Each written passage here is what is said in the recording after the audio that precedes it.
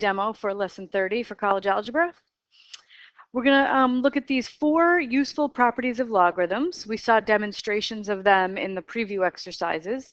We have the product property for logs. If you want to take the log of x times y, you can evaluate that by doing log of x plus the log of y. Kind of looks like the distributive property. It's definitely not the distributive property, but it kind of looks like that, like you're distributing the log to the x and the y, but the multiplication becomes a plus. And then we have a similar quotient property for the logs. If you want to do the log of x over y, that's equal to the log of x minus log of y. So multiplication becomes addition and division becomes subtraction. And then our power property for logs is maybe one of the most powerful properties. If you have log base b of x to the p, you can take that exponent p and put it down in front of the log, and it becomes p times log of x.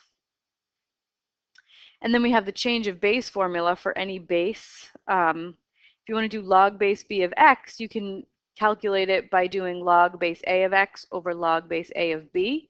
And we tend to let a be 10 or e, right? Because those are the buttons that we have in our calculator. So we would do log x over log b or ln x over ln b. Okay, so I want to use those properties of logarithms to expand and simplify. So I want to expand this by using my properties. Okay, so first thing I see is this big fraction bar, so I'm going to use the division property, the quotient property. So this would be log base 5 of 25 x squared z minus log base 5 of y cubed. So I just expanded that using the quotient property. Now for each of these, I've got some products and some powers in there, so I can expand even further. So for this first term, log base 5 of 25 x squared z, I'm going to break that apart using the product rule, the product property for logarithms. So this is going to become log base 5 of 25 plus log base 5 of x squared plus log base 5 of z minus log base 5 of y cubed. And then I'm going to simplify these, and I can also use my power property that lets me take these exponents and drop them down in front. So log base 5 of 25, that's saying 5 to what power gives you 25, so that's a 2. And then log base 5 of x squared, bring the 2 down, this becomes 2 log base 5 of x. And I have plus log base 5 of z, nothing I could do to simplify that. And then in the last term, I can take that 3 and bring it down, and I have minus 3 log base 5 of y. So I used 3 of my 4 properties and expanded that expression into a sum of logarithms. All right, so for number 3, I'm going to go backwards. I've got a sum of logarithms, and I want to condense them into a single logarithm. So the reverse of what we did in the last example. So anywhere I have a coefficient in front, this 3, this 2, this a half, I'm going to pop them up as exponents.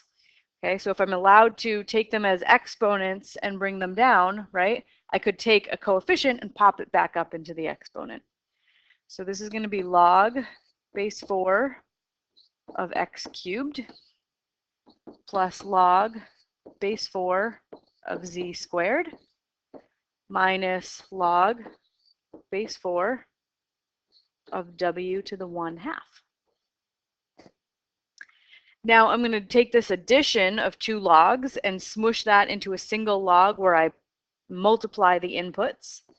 So this would be log base 4 of x cubed times z squared. And then I have minus log base 4 I think I might rewrite w to the 1/2 as the square root of w. It's just a more natural way to write that. And then finally, I'm going to use the quotient property. So I'm going to take those two logarithms that are being subtracted and smush them into a single logarithm of a quotient. So this would be log base 4 of x cubed z squared over the square root of w. All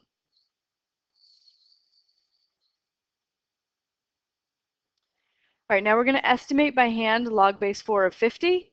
So that's saying 4 to what power equals 50. So 50 isn't a perfect power of 4. So let's see, 4 to the first is 4. I'm going to just write these down. 4 to the first is 4. 4 squared is 16, and 4 cubed is 64. So 50 is somewhere in there. So I'm thinking that log base 4 of 50 has to be somewhere between 2 and 3. I'm just going to make a wild guess, 2.5. Approximately 2.5, right? So let's see what my calculator says. Log base 4 of 50.